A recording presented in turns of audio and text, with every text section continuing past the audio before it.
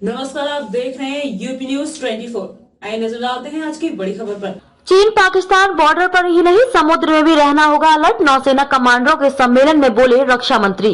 भविष्य के संघर्षों के लिए अभी से सतर्क रहना होगा। लगातार विकसित हो रही विश्व व्यवस्था ने सभी को फिर से रणनीति बनाने के लिए मजबूर किया है। उत्तरी और पश्चिमी सीमाओं के साथ साथ पूरे समुद्र तट पर लगातार निगरानी रखनी होगी। रक्षा मंत्री राजनाथ सिंह ने सोमवार को नौसेना के कमांडरों से ये बातें कही। उन्होंने कहा कि हमें भविष्य की सभी चुनौतियों से निपटने के लिए तैयार रहने की जरूरत है।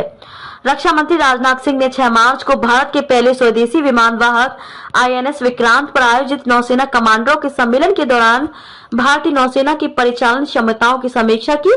कमांडरों के अपने संबोधन में सिंह ने सामाजिक और आर्थिक प्रगति सुनिश्चित करने के लिए सुरक्षित सीमाओं को पहली आवश्यकता बताया।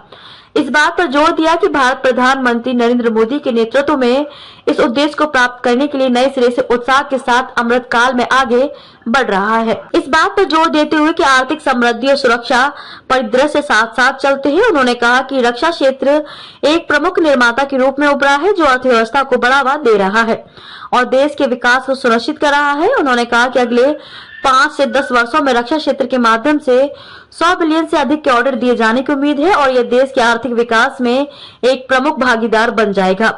आज हमारा रक्षा क्षेत्र रनवे पर है। जल्द ही जब यह उड़ान भरेगा तो यह देश की अर्थव्यवस्था को बदल देगा।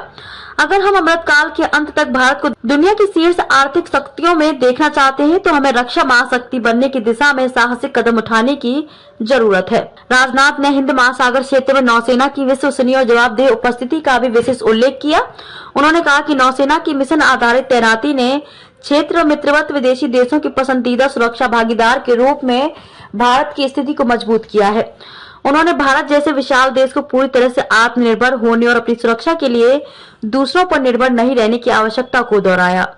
उन्होंने रक्षा में आत्मनिर्भरता हासिल करने के लिए सरकार द्वारा उठाए गए कई कदमों को सूचीबद्ध किया, जिसमें 4 सकारात्मक स्वदेशीकरण सूचियों की अधिसूचना, FDI सीमा में वृद्धि और MSME सहित भारतीय विक्रेताओं के लिए अनुकूल वातावरण बनाना शामिल है। उन्होंने 2023 और 24 में घरेलू उद्योग के लिए रक्षा पूंजी खरीद बजट का रिकॉर्ड 75% निर्धारित करने की हालिया घोषणा को रक्षा निर्माण में आत्मनिर्भरता हासिल करने के लिए सरकार की दृढ़ प्रतिबद्धता का प्रमाण करार दिया। खबरों में अब तक के लिए बस इतना ही। फिर होगी आपसे मुलाकात ऐसी एक बड़ी खबर के साथ। तब तक के लिए नमस्कार और देखते रहिए यूपी न्यूज 24।